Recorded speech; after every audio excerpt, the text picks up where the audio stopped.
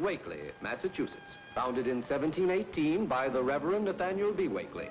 Today, almost 2.5 centuries later, most of Wakely's inhabitants still adhere to the rigid Puritan laws that were laid down by their ancestral forefathers. The one characteristic that must always prevail is modesty. In 1802, the population was 800. Today, it is still 800, which only goes to prove that you can overdo a good thing. This is Clarence Bivens, the town sexton and jack of all trades. Clarence's job would be a happy one if it weren't for one thing: chestnuts.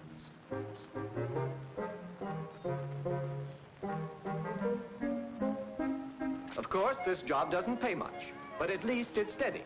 Furthermore, Clarence has a sideline, and he does quite well with it, especially in the summer, when hundreds of tourists visit Wakely to gaze in awe at its historic shrines and to read with reverence its many historic markers. Looks like you have some customers, Clarence, over at the church. Thanks. You're welcome. Seems like the Wakely family did just about everything in this town. Morning, folks. Well, good morning. Hey. I'll be more than glad to show you around. Oh, how nice. Well, that's very kind, but we don't want to trouble you. Oh, it's no trouble at all. Shall we start here with the church? That'll be fine.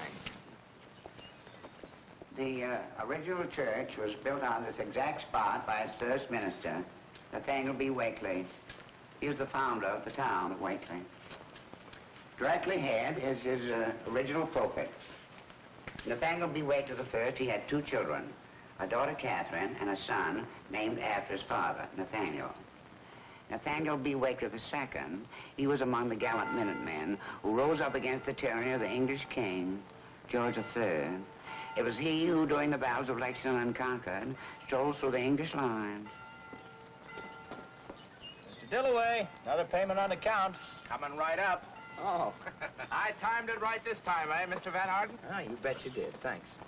You know, I don't mind admitting. Looks like I made a pretty good trade. Ah, then you like my little contribution to the general decor of the town of Wakely. I guess I do.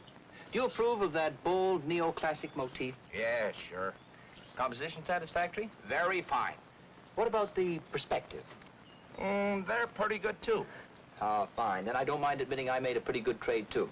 I shall now dispose of a little of my salary. Salute. Good morning, Mr. Dillaway. Oh, good morning, Miss Katie. Isn't this a fine day? Yes, indeed, Miss Katie. Very fine. Oh! I'm very sorry. Look what you've done. You ruined my hat. I said I was sorry. I was painting a sign. This happens to be a hat, not a sign.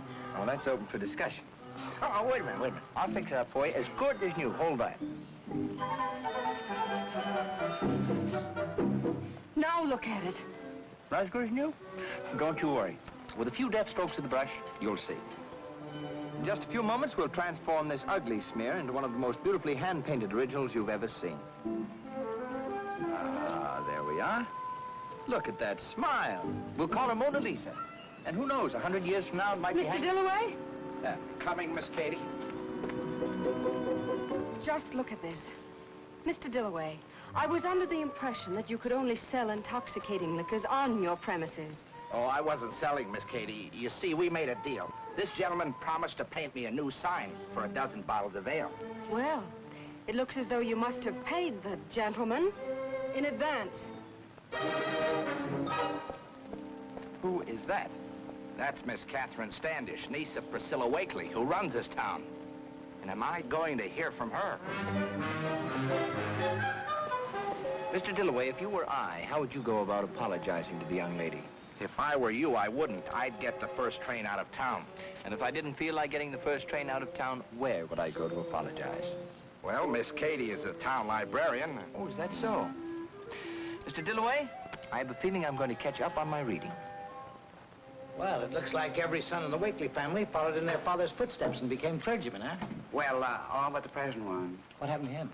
I'm afraid his father had him by the hand while the devil had him by the coattails. It seems that N.B. VI wouldn't take up to ministry, but became a New York lawyer. I don't see anything so scandalous about that.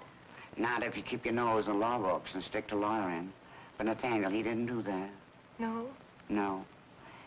said that he got to running around with one of them, you'll pardon the word, hotsy-totsies. She was a cabaret singer in a cabaret. His picture was in the paper, drinking champagne out of this hotsy, pardon the word again, totsy slipper. Yeah? Wine, women, and song were the ruination of Nathaniel B. Of course, he's over 60 now, and he's only interested in singing and drinking. But a couple of years back,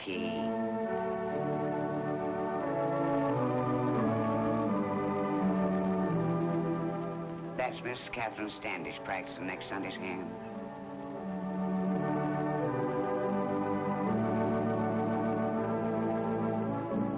If you've heard enough, I'll show you our cemetery. You'll find some very interesting epitaphs on the tombstones. Some of them are real cheery-like.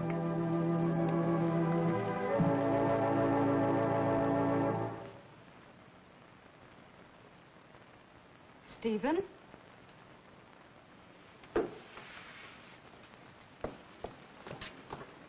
Stephen Goodrich. May I see what you've been reading, please? Rocket Reagan in the 31st century. Oh, Stephen, how can you read this sort of trash? That's very scientific stuff. Scientific. You're coming to the library with me. Yes, sir. You may go to lunch now, Mr. Pritchard. Thank you, Miss Standish. With so many worthwhile books in the world, Stephen, I don't know why you'd ever choose a comic book. Now, let's see. Turn your head, please, Stephen. Yes, sir.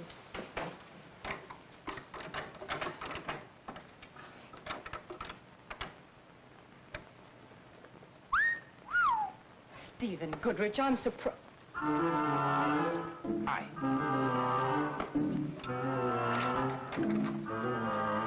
Now, this is the type of literature a young man should read. The story of King Arthur. Sounds awful dull. It is dull. Is there something I can do for you? Yes, is this a library? Obviously. You do lend books. Naturally. Then I'd like to borrow one. Will you just look around, and I'll be with you in a moment. Thank you. Stephen, the story of King Arthur happens to be one of the best narrative novels ever written. It's very interesting. Corny. It's a literary classic filled with fine, wholesome characters. And yet you're going to find it just as exciting as your comic books. I doubt it. As a matter of fact, Stephen, the young lady is right. This is a humdinger of a book. Would you mind if I told him a little bit about the story just to get him interested? Why, no. Thank you. Well, son, this King Arthur, he was a very social sort of guy. He lived in a little town called Camelot. He had about 100 men.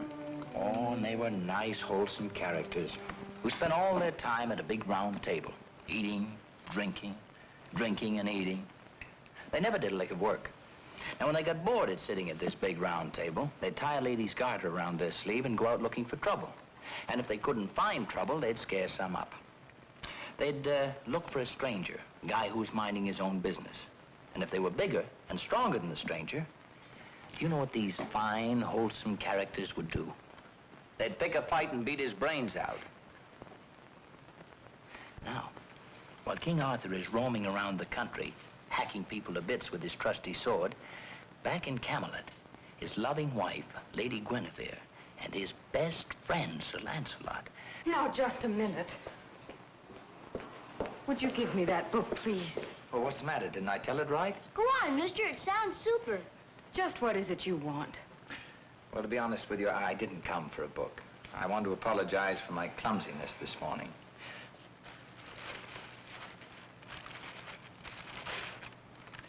I hope this makes up for it. Don't you like it? Well, it's very pretty, but people in Wakely aren't in the habit of accepting presents from strangers. But I'm not a stranger. I'm the guy who dropped paint on your hat. Stephen. I thought that was funny. Thanks. We're going to be friends. And I hope we are, too. Good day. But the hat. Will look very becoming. Believe me.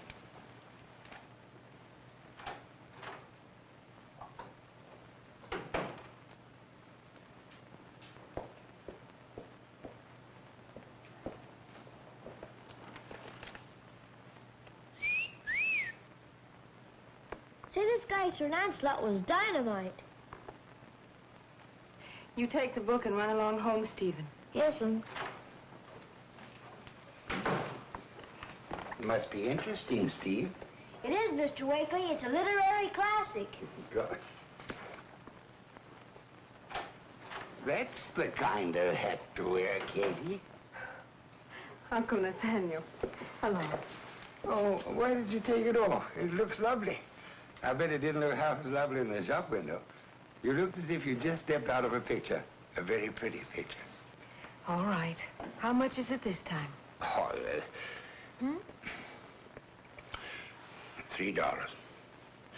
I got to do a little research. With Mr. Dillaway at the White Horse Inn, I suppose. Oh, no. This is legal research. I've got to buy a copy of the Massachusetts Fish and Game Laws. Oh. Well, we just happen to have a copy of it here, Uncle. Came in last week. Oh, is it an early or late edition? The very latest. Too bad. I can't use it. I've got to have an old one. Oh. Well, in that case... I hope you realize it's very embarrassing for me, Katie. Library? Have you seen your Uncle Nathaniel this morning, Catherine? Have I seen Uncle Nathaniel this morning, Aunt Priscilla? Did you try his office? He's not in his office. Never is. Well, when you see him, give him this message. Yes, Aunt Priscilla. Yes, Aunt Priscilla. And if he's not home on time, he'll eat in the kitchen. Yes, Aunt Priscilla. What did you want? She says you'd better be home in time for supper. Yes, Aunt Priscilla. She was very insistent. Reverend Turner's coming over. Oh, gosh, he dined at our house twice this week. Hasn't that pulpit pounder got anywhere else to go? Oh, Uncle. Well, he is. I've never known a man deliver such physical sermons in my life, and all of them as dry as a... Well, I think I better get along to the bookstore. Uncle, don't forget to choose some clothes after you finish your research. Oh, that's silly.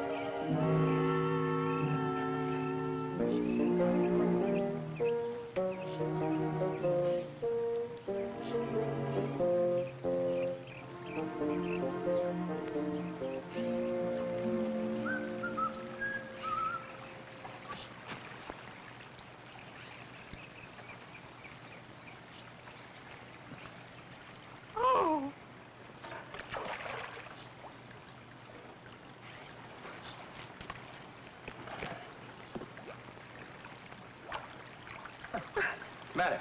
No bathtubs at home? Go away. License to fish. Where's yours to swim?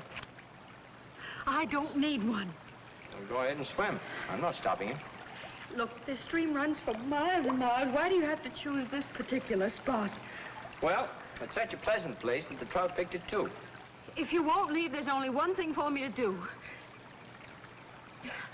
Wait! Go.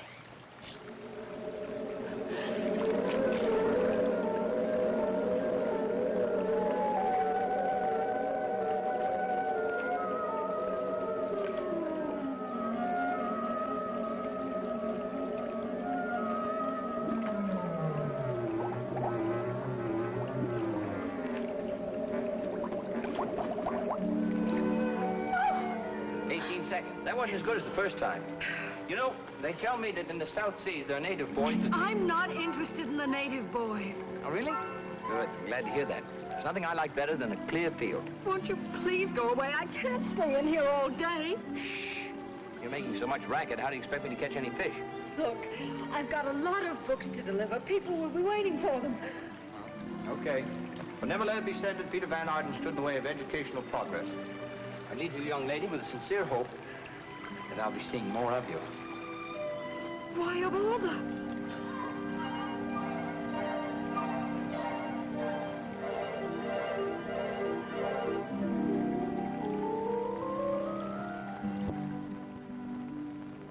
Beautiful.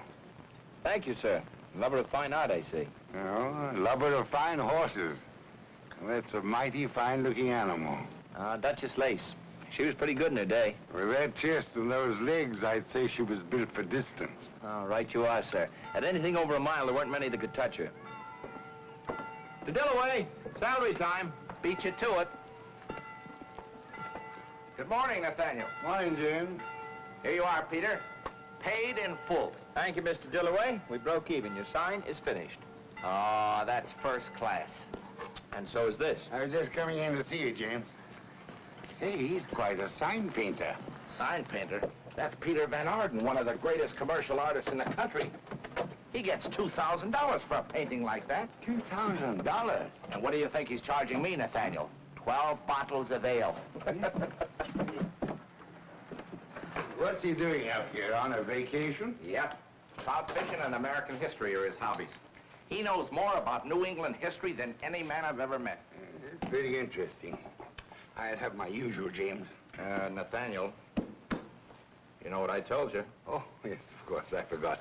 There is a small balance to my account, isn't there? Matter of $3 or something. Exactly. Yes, 1, 2, 3. I think that reestablishes my credit. There's some very nice people in this town. I started to put the ladder away, and some chap volunteered to do it for me. He's putting it in the garage. Good. Oh, Mr. Van Arden, I want you to meet a very dear friend of mine, Nathaniel B. Wakely. See, you'd be Nathaniel B. Wakely the 6th, born 1884. Right. Will you join me, Mr. Van Arden? Delighted. What'll it be, Peter?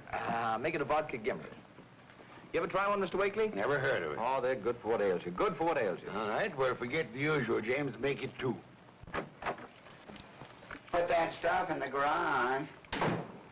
Mighty tough job it was, too. Especially on a hot day like this. Here, join us for a drink? Oh, no, you don't have to do that.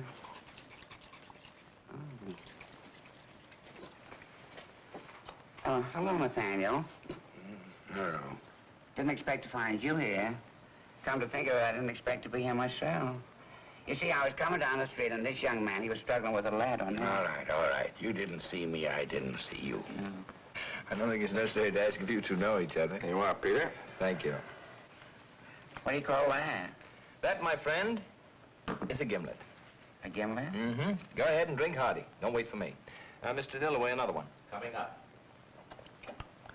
Ain't much kick to it, is there? I've tasted chasers that were stronger.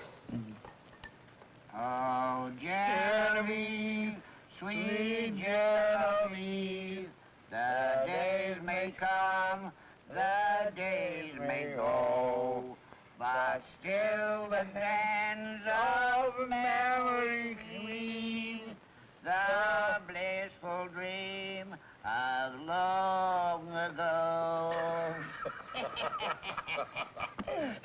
You're in great voice today, Clarence. They tell me I'm quite a crooner when I get going. And speaking of going, I better. Well, now remember, we haven't seen each other. Okay. Goodbye then, Nate. Take care of yourself, Pete. And thanks for the gimlets. You're very welcome, Clarence. Is painting horses your specialty, Peter? No, but painting fillies is. What's the difference? Show Nathaniel our collection, would you, Mr. Dillaway? Have you a collection? Yes, and a very complete one, too. Complete in every detail. Oh. Ah, yes. Now I see the difference. You like that, huh, Nathaniel? Oh, it's beautiful. It's simply beautiful. Peter, my boy, you have a soul. You keep that, Nathaniel. I'll give Mr. Dillaway another one. Thank you very much, Peter. You better keep it under lock and key, though, Nathaniel. Remember your sister Priscilla. Oh, Peter, there's nothing in this world like a beautiful woman. And this is a beautiful horse. When I was younger, I was an authority on both. Oh, really? Well, tell me, what do you think of these two babies? Babies? Oh. Are these yours? They will be. I'm driving down to get their papers tomorrow. Look, why don't you come with me? I'd love to. They're at a farm near Narragansett. I could pick you up around 9 o'clock in the morning. We drive down. Then in the afternoon, we go to the track and catch a couple of races. Wonderful. That's a date. Anybody would tell you where I live. Oh, Peter, when you come, if by any chance you should meet my sister and my niece, don't tell them where we're going. They don't share our enthusiasm for the finer things of life. Mr. Dillaway, 2 more giblets. That was delicious, Priscilla. Nothing like a home-cooked meal, I always say. It's a pleasure to be here. Now, you should come more often, Reverend. We hardly ever see you. Perhaps Miss Catherine will play us a few of her compositions. To me, they're always the best part of the evening. Thank you, Reverend.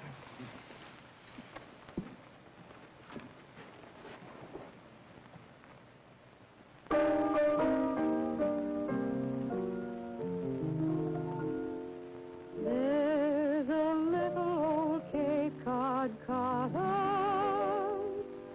in a little New England town where I wish someday I could settle down.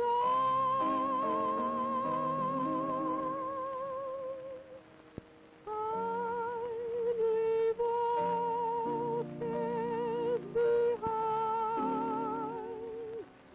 and find peace of mind in that little old Cape Cod cottage in a little New England town.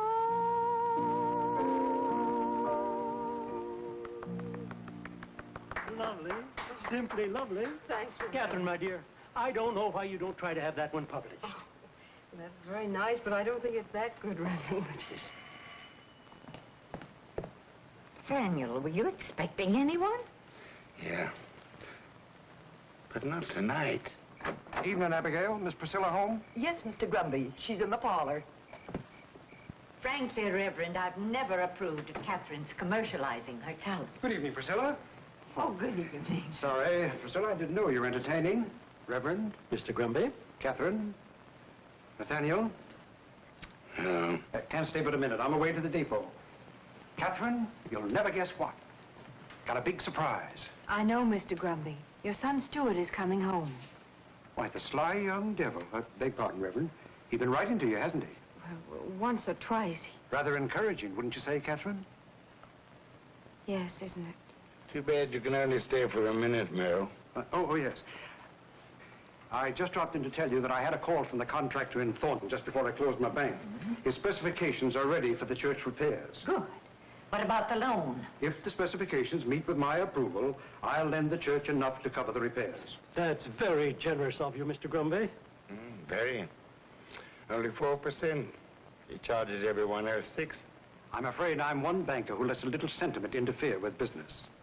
I'm driving down to Thornton in the morning to make the down payment. I'd like Nathaniel along to check the contract. Tomorrow? He'll be ready to go with you whenever it's convenient. Fine. Now, if you'll excuse me, we mustn't keep Stuart waiting, must we, Catherine? No, we mustn't. Good night. Good night. Oh, why did you tell him I'd go? I have an appointment tomorrow. What kind of appointment? I'm going out of town with an important client. What important client? Just about the most important commercial artist in the country. Mr. Van Arden. Never heard of him. Not Peter Van Arden. Yeah, see? Katie's heard of him. I certainly have. Uncle Nathaniel, what kind of business could you possibly have with a man like that? Tomorrow we're going out to his farm to have a look at a couple of his babies. That can wait. Oh, no, it can't. Tomorrow's the last day he can get the papers that prove that they're legally his. Perhaps this is in my department, Nathaniel. Oh, well, this is a lawyer's matter. But where's their mother? One of them's in Kentucky. He shipped the other one out to the West Coast. Each has a different mother. Nathaniel, This is my department. Now, Reverend, it's not for us to judge. You said that yourself. Nathaniel, I forbid you to have any business dealings with a man like that. But, Priscilla, you know what artists are. What we think is all wrong is perfectly acceptable to them. Besides, like a minister, a lawyer's duty is to bring these poor, unfortunate people back to the fold. He's right, Priscilla. Your attitude is most commendable, Nathaniel. I may base my sermon on this next Sunday. Well, if you think it's all right, Reverend, I'd better leave word at Mr. Grumby's house that you won't be able to make it tomorrow. Think I have his telephone number in my desk? Uncle Nathaniel, after what I've seen and heard of this Peter Van Arden, you're just wasting your sympathy. Why, any man who could do what he's done. Oh! Oh! Reverend, go and get some water. Katie, call Abigail. Gosh.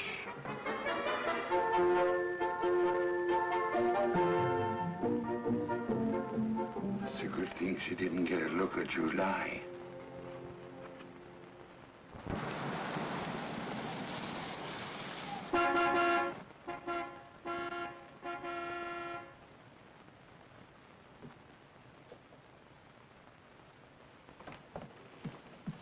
Uncle Nathaniel, he's here. Oh, well, Katie, please go tell him I'll be right there. I don't want to keep an important gentleman like Mr. Van Arden waiting. Gentlemen, after what he's done, Oh. sending one mother to Kentucky and shipping that other poor unfortunate girl out to the West Coast.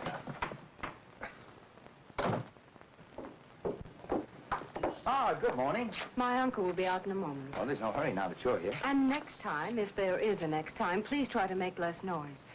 This is not only a respectable neighborhood, but my aunt is still in bed, thanks to you. No, thanks to me. I don't even know your aunt. Those horrible pictures. Oh, don't tell me she found your uncle's calendar. I'd expect a man of your type to find it amusing. You know, 100 years ago, the people in this town would have had you horsewhipped. Oh, wait a minute. I'm no Michelangelo. My paintings aren't that bad. I wasn't thinking of your paintings, Mr. Van Arden. I was thinking of what you did to those poor, unfortunate girls. My dear Miss Standish, they were not poor, unfortunate girls. I paid them. And very well, too. I'm not interested in the details. Whatever the circumstances, you still had no right to send them away. I don't know why not. I was through with them. That's just the kind of answer I expected. It doesn't bother you that one of them is in Kentucky and another on the West Coast? Frankly, no. Well. Well, you two seem to be getting along very nicely. And why not? You've a good deal in common with you, a librarian, and Mr. Van Arden, an authority on New England history. Mr. Van Arden seems to be an authority on a number of things. There goes the most confusing girl I've ever met in my life. Peter, my boy, when you're my age, you'll begin to realize that all women are confusing. Sure wish I could get those papers for you, Mr. Van. But they're locked up in Mr. Chadwick's safe. When do you expect him back? Oh, not till this afternoon. I'm sorry, Nathaniel. Looks like we'll have to postpone our visit to the track today. Oh, it really doesn't matter. I've always known that one horse can run faster than another. Yes, sir. Just a question of which one. Well, here they are. What do you think of them? Very handsome. Very handsome indeed, especially the coat. He's a nice, rangy-looking fella. Gentleman's got a good eye for horseflesh, all right.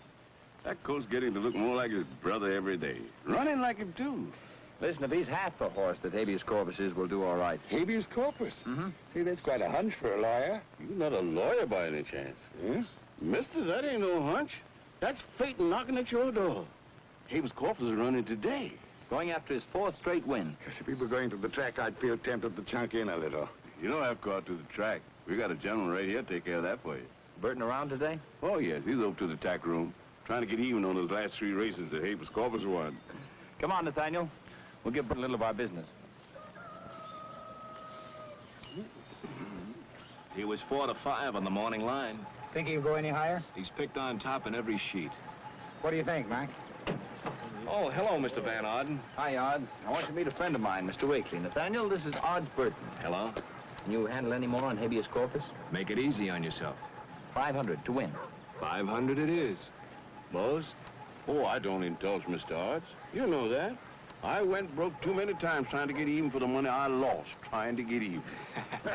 But I will admit it's like putting money in the bank. Well, so long, gentlemen. What about your hunch, Nathaniel? Oh, no, I haven't brought much money along. Oh, that's no problem if I have your address and Mr. Van Arden says you're okay. Oh, he's okay. And the address is Wakely. Yes, but I wouldn't like anybody there to know that I understand. Name Wakely? Address Wakely? Town's named after him. Well, in that case, the sky's the limit. There you go, Nathaniel. You're on your own. Come on, Mose. How much do you want, Mr. Wakely? Well, would 5 be all right? Certainly. 5's fine. Habeas corpus, 500 to win.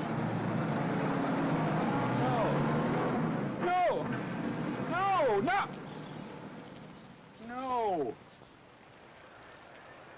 And now, racing fans, the feature race of the day, the Chestnut Hill Handicap, 6 furlongs for 3-year-olds and upward.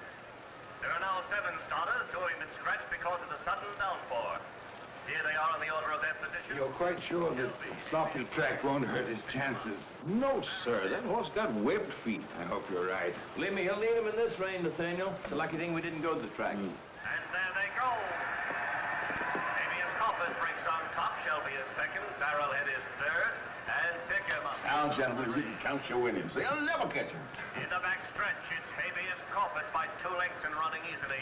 Shelby out on the outside is second by a nose. Barrelhead is third by a length, and pick him up is still on the Come on, Habeas corpus. It's still Habeas corpus by 2, Shelby and Barrelhead. Pick him up is starting to move on the inside. They're turning for home. It's Habeas corpus, Shelby and Barrelhead.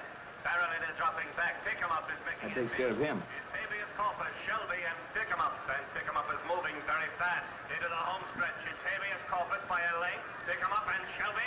It's Habeas corpus and pick him up. Go to the whip. I go to the whip. It's Habeas corpus and pick him up. They're head and head. It's Habeas corpus and pick him up coming down to the wire, and pick him up wins it by a nose. Habeas corpus is second by 2 lengths, and Shelby is third.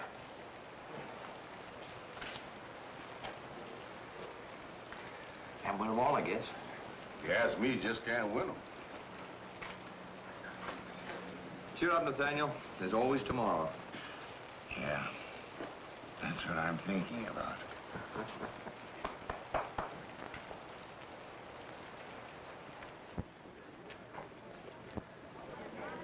Good morning, Fred. Good morning. Hello.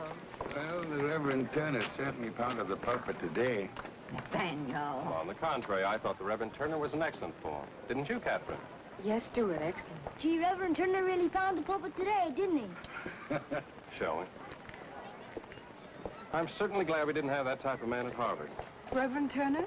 Of course not. The man he spoke about. Can you imagine treating women like that? Sending one wife off to the West Coast and the other to Virginia? Kentucky. Well, that's even worse. Just the same, I think we ought to make allowances for artists. Allowances? And how do we know he's an artist? The Reverend Turner didn't say so. I just meant that anyone who could do such a thing must be an artist. What we think is wrong is acceptable to them. I actually believe you're siding with him, whoever he is. That's the last thing in the world I'd do. Don't they make a charming couple? Well, they make a couple. Nathaniel. Oh, excuse me a moment. I'll be back. This fella here wants to see you about something, Nathaniel. Hello, Mr. Burton. Clarence, this gentleman and I have some private business to talk over. Go ahead and talk. Don't bother me now. I said private. Do you mind leaving? A horse doesn't have to be stepped on to know he's not wanted. I was driving through. Thought I'd save you the trouble of mailing that check. Yes, I'm a little bit tied up this week, Mr. Burton. Financial investment. If you could give me a few days. A few days? Yes, possibly a week. You see, Mr. Burton, when I made that bet with you, I didn't mean $500. What I meant... That's the oldest gag in any bookmaker's book. Look, Mr. Wakely, I pay off when I lose, and so do my customers. I'll be coming through in a week. I suggest that you have my check ready by then.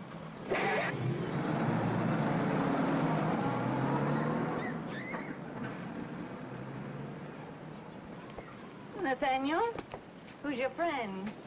Client, sort of. Drives a fine car. What line's he in? Books. He makes them. He wants to discuss an investment. Investment, eh? Well, if you can use any of the services of my bank. Come to think of it, I can. Priscilla, why don't you join the younger folks? I want to talk over a little business with Merrill here. for my client. It's very personal. Well, don't be too long. Come into the office, Mel. All right, Nathaniel. Now, what's the deal? Mel, what are the chances of negotiating a loan with your bank? Very good. Good. How much? $500. Only 500? Yeah, that's all. Have your client drop in and see me, and if his credit is satisfactory, I'll make the loan. No, it's not for him. It's for me. For you? Nathaniel, have you been getting yourself into trouble again? Of course not. Then why don't you go to Priscilla? I don't want her to know anything about it. What collateral have you? Just my good word, that's all. Your word is not good enough. Nathaniel, there's your collateral. What do you mean? I'll let you have the money if you will encourage a certain marriage. Why, you old rascal. I had no idea. You're Priscilla. Don't be an idiot. I mean Catherine and Stuart. I couldn't and I wouldn't do a thing like that. Catherine has every right to choose for herself whom she wants. Those are my terms. All I have to do is to encourage the match. If you do that, I'll let you have the money immediately. Immediately after Catherine announces her engagement. Oh.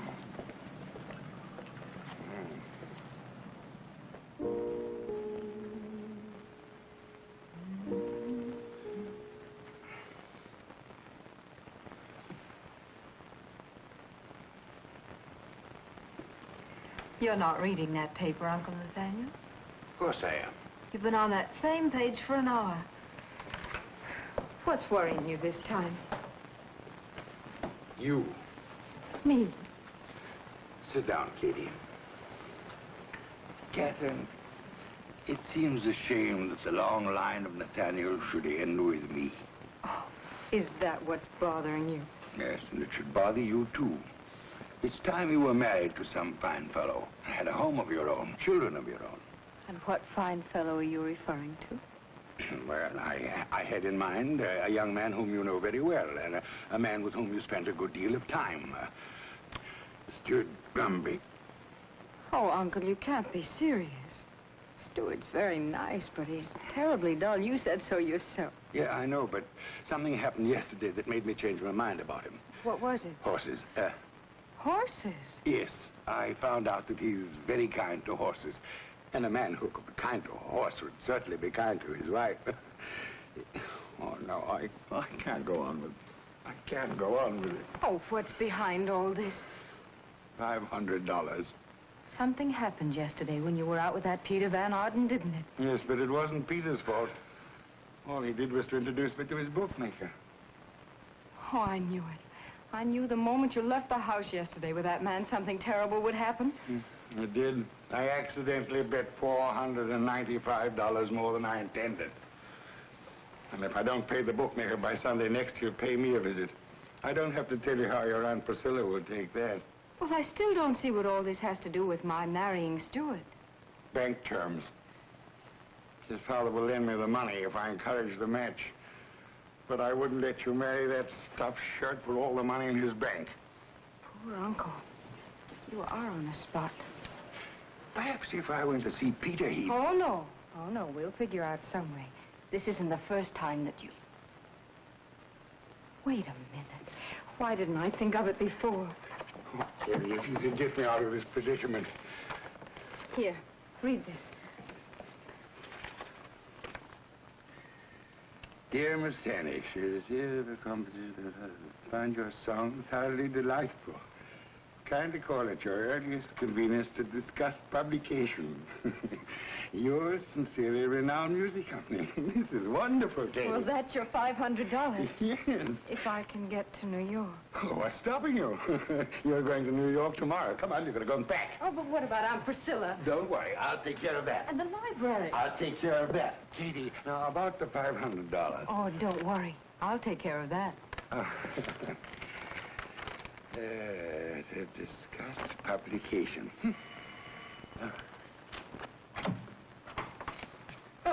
Peter! This is a pleasant surprise. Come in. Thank you. I thought you'd go fishing today. I wish I could. I'm driving New York this afternoon. I just dropped in to say goodbye. Will you be back this way soon? I hope so. Say, Nathaniel, do you think I could see your niece for a minute before I leave? Oh, I don't think that would be wise. I'll give her a message if you like. She's upstairs packing. Packing? Is she going away? Yes, she's leaving for New York tomorrow by train. Tomorrow? By train? If there's anything I can tell her. No. It's not important now. Thanks anyway. It's very nice of you, Dick. Well, Nathaniel, where are your manners? Why don't you invite the gentleman in instead of standing here like a pair of hall trees? Unless he's a tradesman. Oh, no, of course not, Priscilla. He's an old friend. In that case, I'd like to meet him. Yes, Priscilla, allow me to present Mr. Cockleblum. Delighted to meet you, Miss Wakely. I didn't quite get the name. Van Arden. Peter Van Arden. How do you do, Mr. Van... January!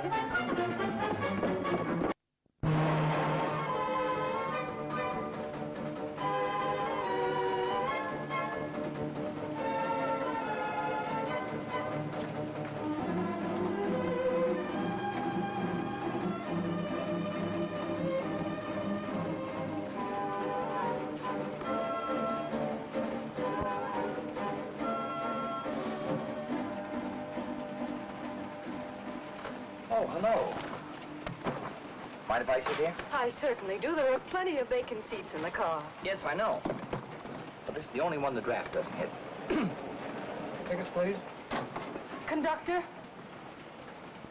Yes, ma'am. would you kindly move this gentleman to another seat? He's annoying me. It's against the rules of the railroad, mister, to annoy or molest a lady. I'll go quietly. Thank you. Certainly. Oh, conductor. The young lady happens to be my wife. Your wife? Yes, you see, I'm taking her to New York to see a specialist. What's wrong with her? It's a very sad story. She used to have these spells at rare intervals, but of late they've become more frequent. What kind of spells? Oh, she forgets things. Even the fact that I'm her husband. Thinks I'm a complete stranger. Addison. How long do these spells usually last? It depends. Sometimes a few minutes, and sometimes a whole day. Oh, I feel sorry for you, mister. Tell me, is she dangerous when she's having one of these spells? Yes, she might do anything. You better come back to sit with her. Pardon me, ma'am, but I think you'd better let this gentleman sit here with you. Why must I sit with a perfect stranger? The car is practically empty. Now, lady, don't excite yourself, but I think it best if you let your husband sit beside you. Husband? Why, I've never seen this person until a few days ago. And what did I catch my little girl doing a couple of days ago? You ran away and jumped in the river. You remember that, don't you, Katie, dear? Of course I remember. I was delivering some books and Now, dear, you know fish can't read. And for your own good, let your husband sit here. Thank you, conductor. That's all right. See here, conductor. Now, ma'am, your husband will take care of everything. How dare you tell that man we're married? Of all the nerve. Darling, don't get excited. Tickets, please. Oh. Conductor? Why don't you relax, lady? Maybe the spell will pass off in a minute. Spell? What did you tell him? I told him the truth. I thought it was best. It certainly is. We're your friends. If you won't make him sit somewhere else, there must be someone on this train who will. No!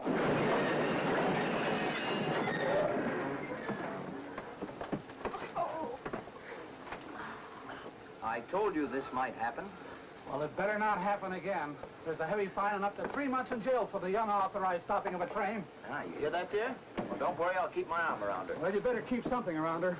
It's lucky for you, young lady, that you're not mentally responsible. Not mentally It's all right, folks. Everything's under control.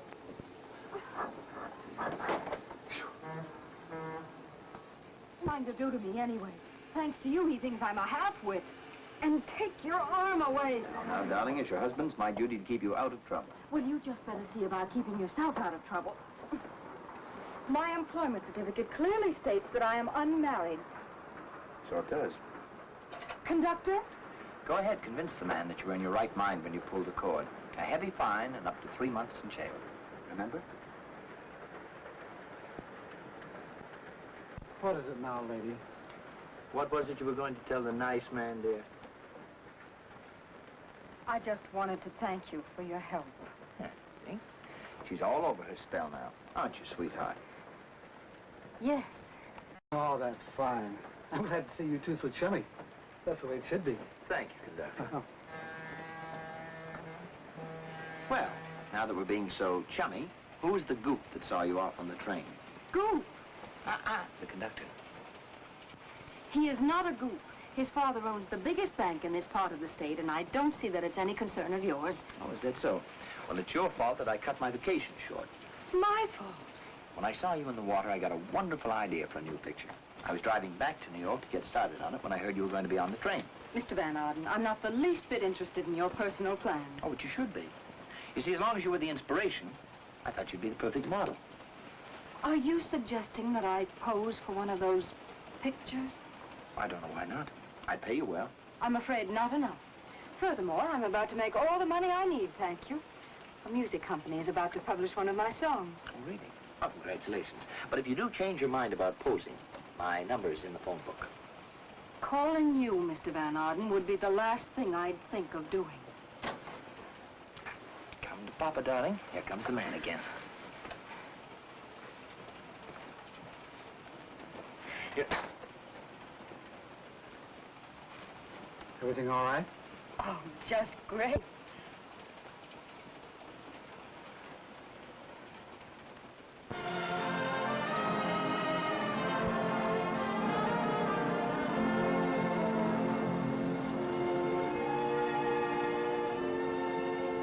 I've made up my mind to marry Mary. She's just as sweet and nice and lovely as can be. We'll both be one 'neath the sun in the springtime. If Mary makes her mind up that she will marry me. Well, we can't use it, Eddie. Why not? It's too close to carry me back to old Virginia. What do you mean close? It's exactly the same. We slip in a few hot licks and nobody notices. Not even Virginia herself. I'd rather work on Chopin. Not again. Well, here goes the piano. Come in. What can we do for you? I'm Catherine Standish. You sent me a letter about publishing my song.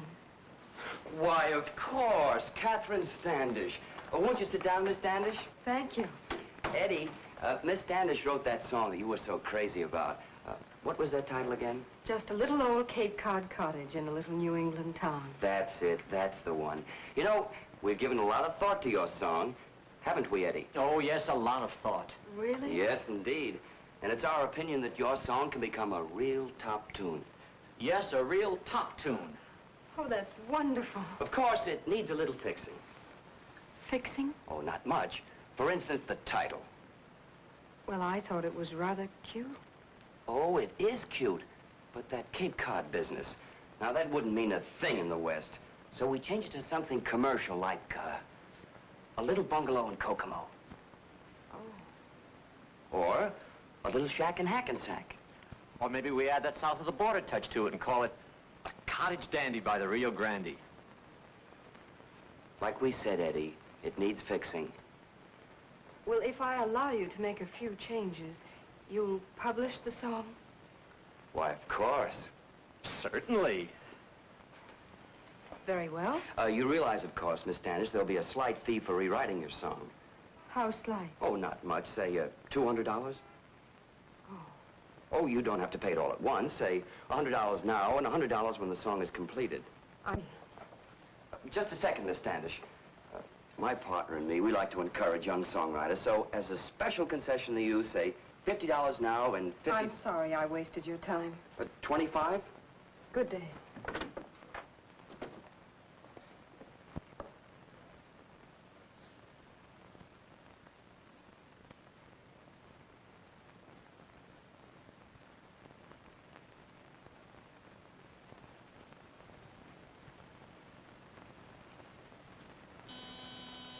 Hello?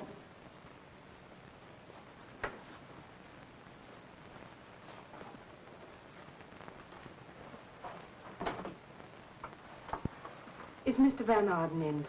Yes, miss, but very busy at work. No can disturb him when he work. Strict rule. Very sorry. Who is it, Lahu? It is a lady, sir. Young or old? Very young lady, sir. And very pretty. Fat or thin? Very thin lady, sir. Well, then bring her in and feed her.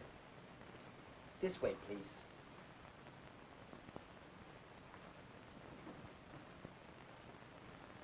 The lady, sir. Katie! It's a wonderful surprise. I'm glad you changed your mind. Please don't misunderstand, Mr. Van Arden. I'm here on business. Whatever the reason, I'm glad you're here. Business, huh? Yes. Taffy, that'll be all for today. Lahu, give Miss McAllister a full day's pay, will you? Thank you, Mr. Van Arden. Okay, dear.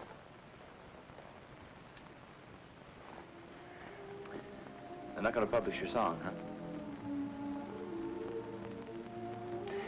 Look, you see all these paintings on the wall? My first work and my best. But nobody wanted to buy them. I had to turn to commercial art. Maybe your song's too good for them. They didn't leave me with that impression. Say you came out of business? Suppose I were to change my mind about posing for you. How much? $100 a day. Oh, no, I didn't mean about the money. I meant... How much? Don't worry about it. You'd be up to your neck in lily pads. All right, then I'll do it. I just have to have the money.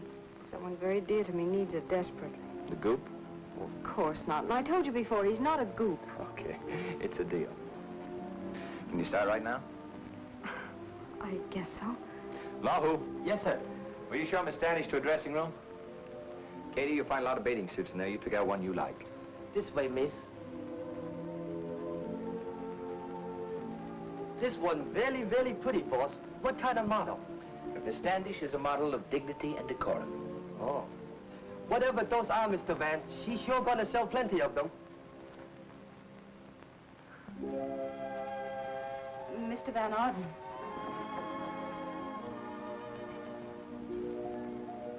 I'm ready. Oh, are you? Uh-huh. Don't you think you'd better remove the robe?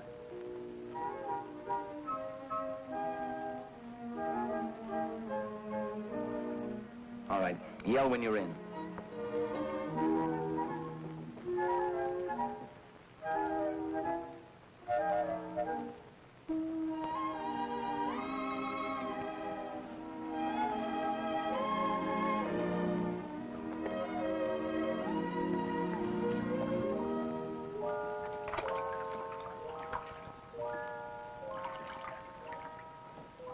I'm in. Well, come on up a little. I'm not painting the top of your head. Come on up a little more.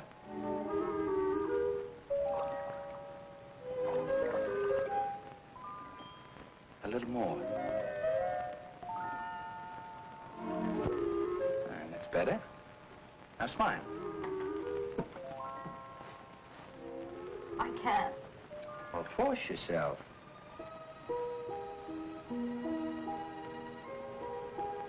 Much better. Now hold that.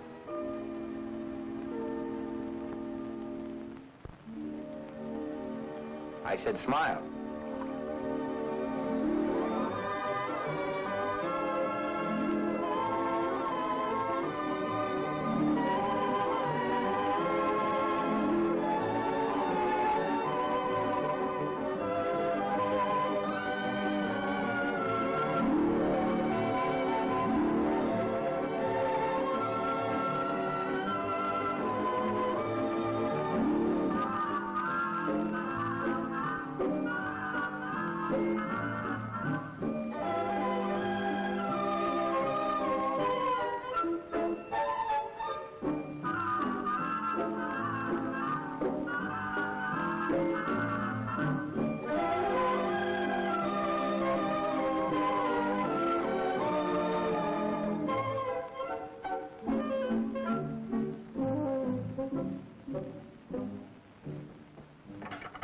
Well, that's that.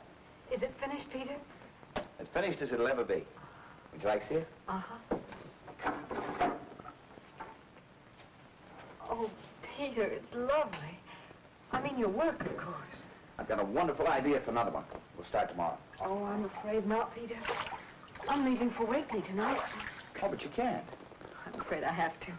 Oh, stay over till the morning. Have dinner with me tonight. Oh, really, Peter? Look, you've been here 5 days and you keep refusing to have dinner with me. Why? We've had lunch together every day. Lunch? Hot dogs? Come on, have dinner with me. We'll celebrate finishing the picture.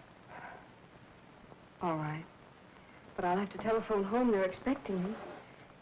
Peter, we'll have to go to some small, out-of-the-way place.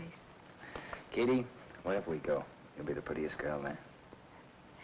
Just because you feel that way, I wish I had something special to wear. When you make a wish like that, you got to rub a lamp. Oh, Peter, really? Oh, on the level. You close your eyes and rub the lamp. Go ahead. I'll make a wish. I wish I had something special to wear tonight. For you, Miss Standish. You see, my faithful genie. Go ahead and open it.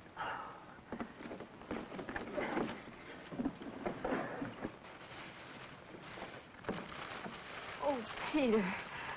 The one I like so much. A little going-away present. Oh, but I can't accept it. You've paid me for my work. I had nothing to do with it. You shouldn't have rubbed the lamp. I'll pick you up at your hotel at 7 o'clock. You sure you don't want any champagne? None for the lady, thanks. Well, how do you like it here? Oh, it's wonderful, Peter. Why, you know, we've even heard of this place in Wakely. But I never dreamed I'd be here. Katie, there are a lot of wonderful places I'd like to take you to in New York. And you'd stay on. You're forgetting your obligations, aren't you, Peter? Mine? I never take them very seriously anyway. You'll find a Chateaubriand excellent this evening, Mr. Van Arden. Thank you, Pierre. Usually is. Peter. What do your babies look like? Babies? Whatever gave you the idea I had babies? Uncle Nathaniel told me. I was joking. I'm not prying, mind you, but the day that you went on the business trip with him, he said you were going to get some sort of legal papers that would make them yours. Oh, those babies. I'd almost forgotten about them. Forgotten about your own flesh and blood? Yeah, well, you know how it is. Out of sight, out of mind. You wonder what they look like. Well, they've got long, sad faces, like this. They might even grow up to look like horses. Well, those are chances a father takes. I don't know how you can talk about them like that, even jokingly. Look, this gag has gone far enough.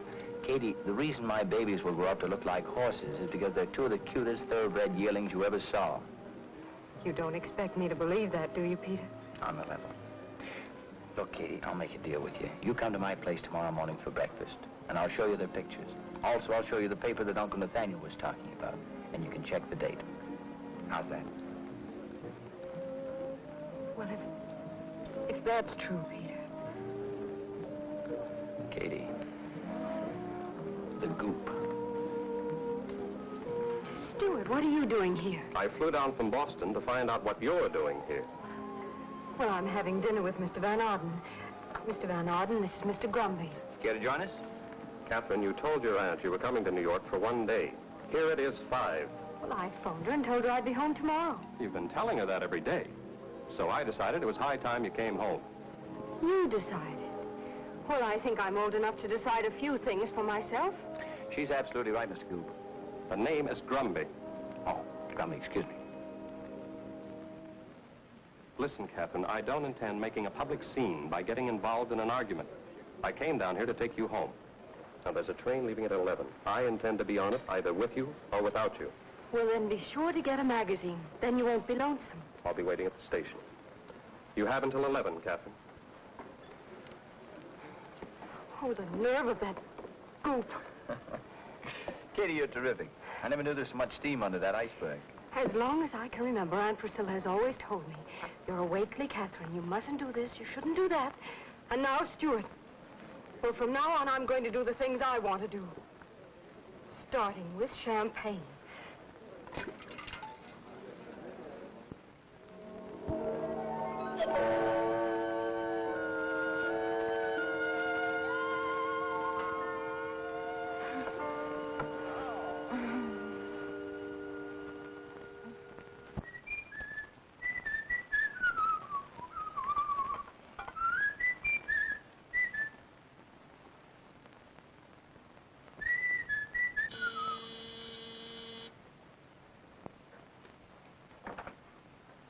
Hello, Lahu. Mrs. Van Arden, boss be very glad to see you.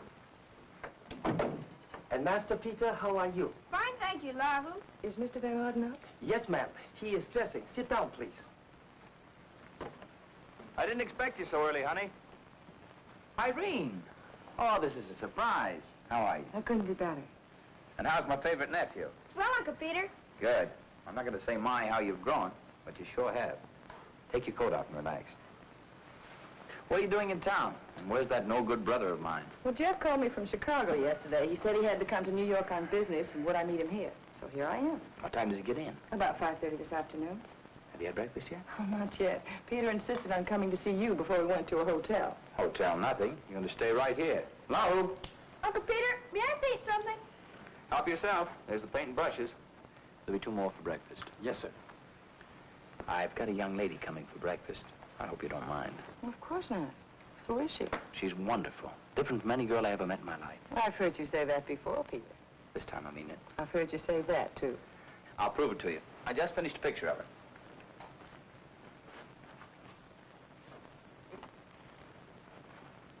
Well? From what I can see, I'd say she's quite a dish. How's the rest of her? That I refuse to answer without advice from counsel. You want to freshen up a little before breakfast? Good idea. Petey, there's a bowl of fruit on the table. You can paint it or eat it. In here, dear.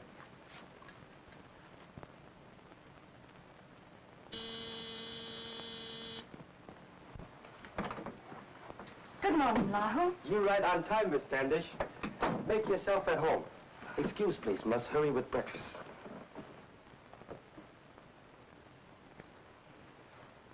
Hello. Hello. Would you like to pose for me? Are you an artist? Sure. Well, what's your name? Perhaps I've heard of you. Peter Van Arden. Mine is Catherine Stanton. What did you say your name was? Peter Van Arden. Oh, no. Sure. And I suppose you're here to see your father. That's right. We just got in from Louisville, Kentucky. Dad's been away a long time, but now he's coming home. Well, when you see your daddy, you give him this.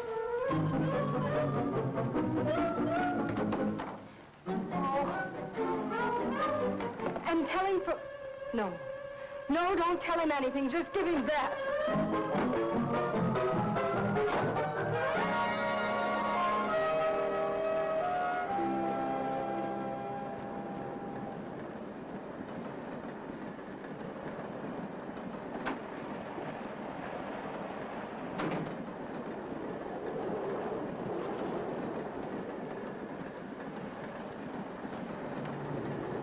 Katie! What happened? Why'd you run out on me? I don't think any explanations are necessary. Well, they are. I don't know what this is all about. Don't you? No. I'm checking every car and every train going to Boston. I barely made this one. Will you please go away and leave me alone? I'm not leaving until I find out what's wrong. I know I can explain. Oh, I'm sure you can. You're very good at explanations. Now, see here, Katie. Will you please go away, or must I call the conductor? Suit yourself. Conductor?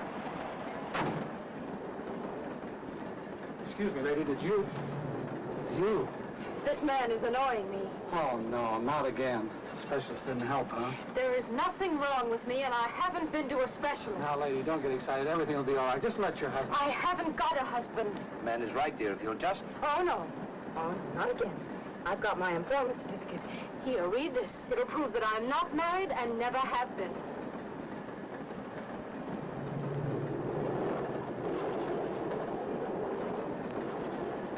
Now, look, conductor, this is very... Young lady, pull that cord.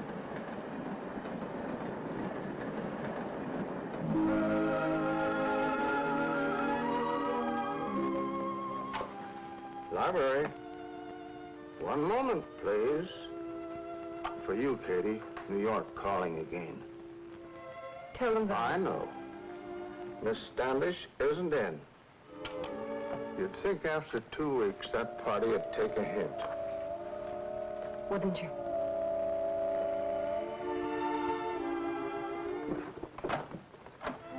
More flowers, Miss Standish. You can keep them. Oh, thanks. Oh, is there any chance of your making up with your fellow in New York? I have no fellow in New York. Oh, I'm glad. You see, for the last 6 weeks now, I've been a big man with my girl, bringing her flowers every Sunday, and, well, I was awfully worried. You can stop worrying.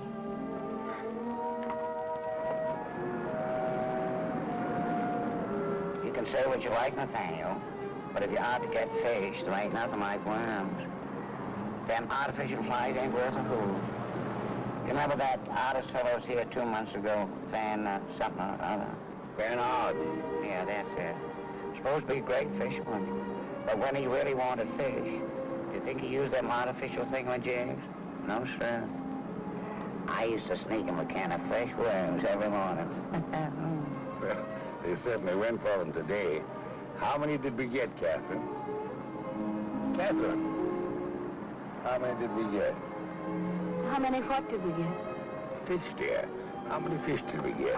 Oh, I didn't count them. About 15, I guess. This fishing didn't seem to cheer you up none, Miss Katie. Oh, I'm all right, Clarence. It was fun. What makes you think she needs cheering up? Ain't only me. Lots of folks are saying that Miss Katie ain't been the same since she came back from New York. Who, for instance? Oh, no offense, mind you, but... Stop! Stop! Stop!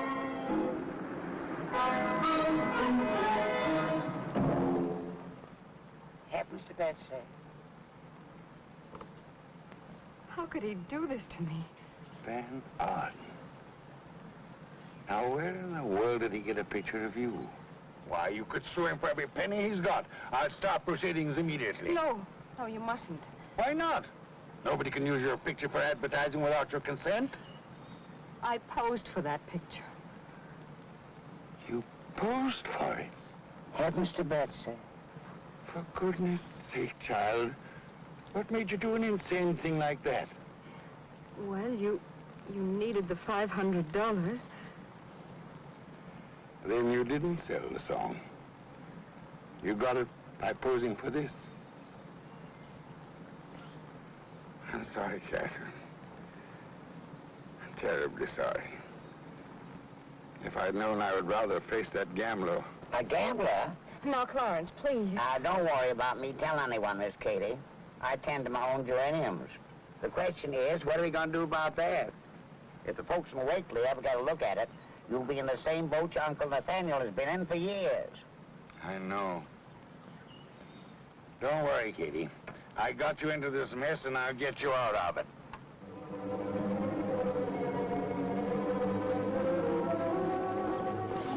It's all clear. All clear, Clarence.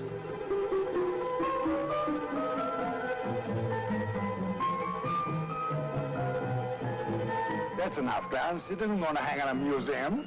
Wait till I dot the I. Don't think anyone would recognize me now. Not even your Aunt Priscilla. Come on, we've only just started on this smear campaign. This is for Aunt.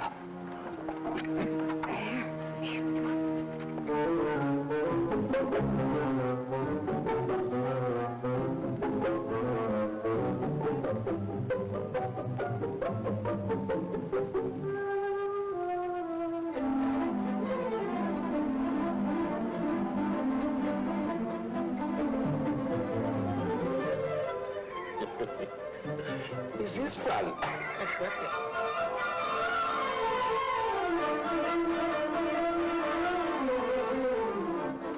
Here comes a car. Hurry.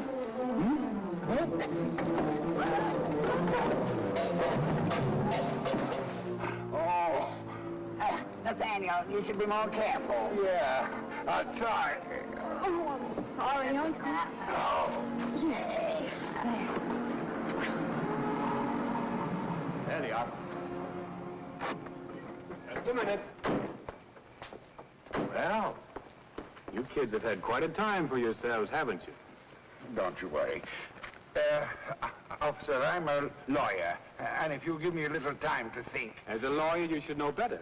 As for thinking, you'll have all night for that in the jail at Thornton. Shall we, go? Katie did? Katie did? Katie did? Katie did? Katie did? Ah! Good for Katie, good for Katie, good for Katie. Ah.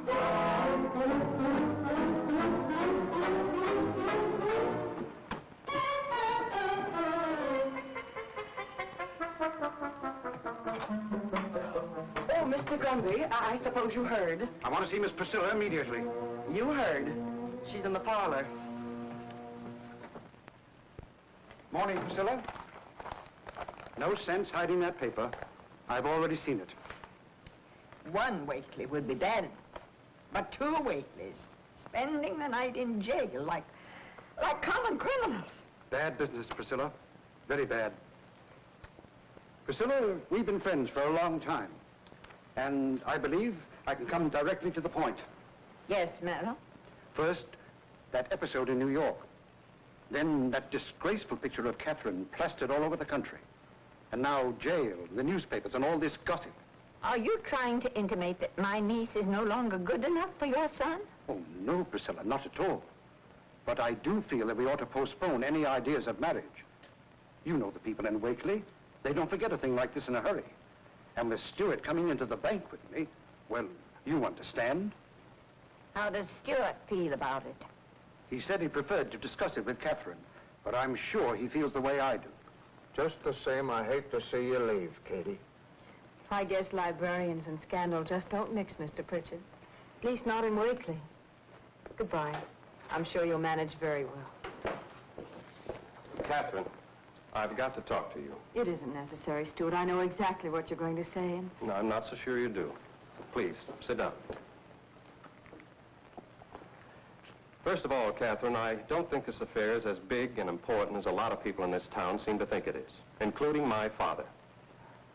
I'm surprised you feel that way, Stuart. Well, I do. Catherine, I know I'm not the romantic type like this New York artist, for instance, but it doesn't mean that I wouldn't want to be. I know I may be a little stuffy and dull at times, but it's this town. It's the way I've been brought up. I know. It's the way we've both been brought up. Yes, ever since I can remember, it's don't forget who you are. The bank. You mustn't this, you mustn't that. It hasn't left us much time for fun. No. And from now on, I'm going to do everything I can to make up for it. Catherine. Katie. I don't care what you've done. I don't care what people are saying about you. I don't even care if the bank goes to pot. I want you to marry me. You're really a very wonderful person, Stuart. I guess I haven't always appreciated it. I'm tremendously fond of you, Katie. Always have been. You know that. I guess in a way I'm fond of you, too.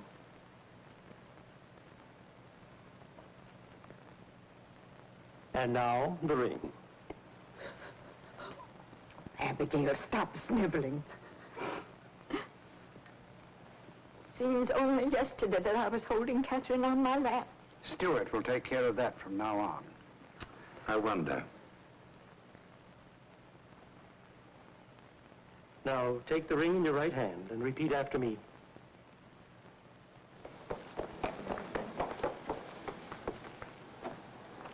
Excuse me, please. Excuse me.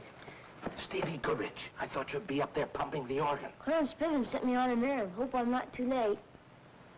Uh-oh. I am.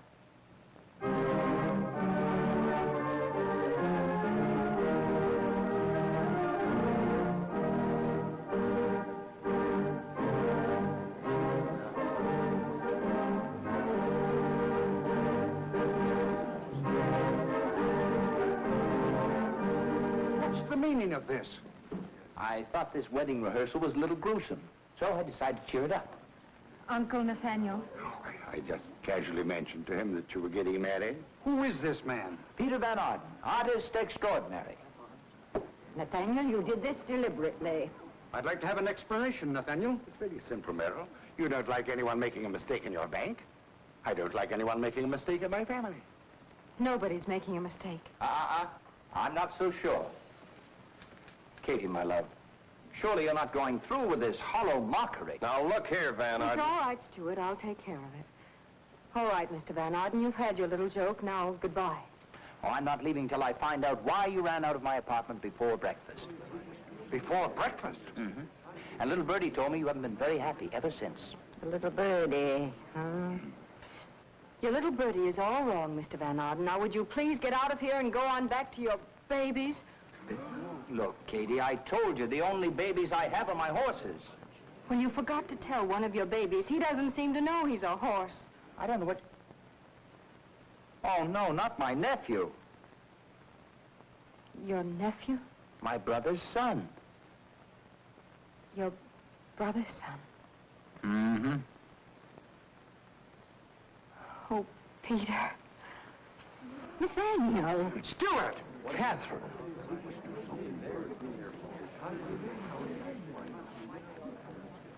Don't just stand there, Stuart. Do something. Say something. Well, I don't think there's much I can say. I understand, Catherine. I only wish I could have been the one to put that look in your eyes. This is all very romantic. But, young man, if you have any feeling for my niece at all, you'll get out of town immediately. Aunt Priscilla. Miss Wakely, I happen to be very much in love with your niece. This is not New York, Mr. Van Arden. Nothing like this has ever happened in Wakely. This scandal will ruin Catherine's reputation beyond repair. Miss Wakely, that is ridiculous. I'm afraid she's right, Peter. You don't know the people of this town. Oh, don't I, though? And you say nothing like this has ever happened in this town before? Oh, we'll see. Gather round, folks. Since you're all so interested in choice bits of scandal, I have a beauty. Now, my hobby is New England history, and I've come across a spicy bit of information concerning your precious little town that'll curl your hair. If you're referring to Nathaniel's New York escapades, we know all about them. Oh, small stuff. This goes back even much further, to another Nathaniel, Nathaniel B. Wakely the first. Young man, there's nothing about this town that we don't already know. Oh, isn't it, though? Wait until you read this. Allow me, Priscilla. I did some research on this item and found it to be entirely authentic. According to this, the first Nathaniel Wakely was never a real minister. He was self-appointed. This is one scandal that the town really hushed up. For you see, if Nathaniel B. the first were not a real minister, then all your second generation of Wakelyites... Heavens to Betsy. They call me a black sheep. Looks like we're all from the same pole. Now, as far as I'm concerned, this choice historic little gem goes back into the archives whence it came. But if at any time you nice people of this town decide you want to gossip about the future Mrs. Van Arden, well, you understand, I'm sure. Reverend?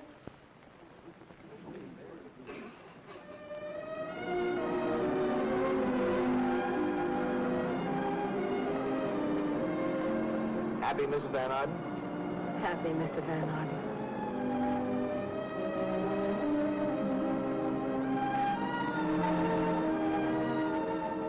You know, Peter, I was just thinking, it's such a long drive to Niagara Falls.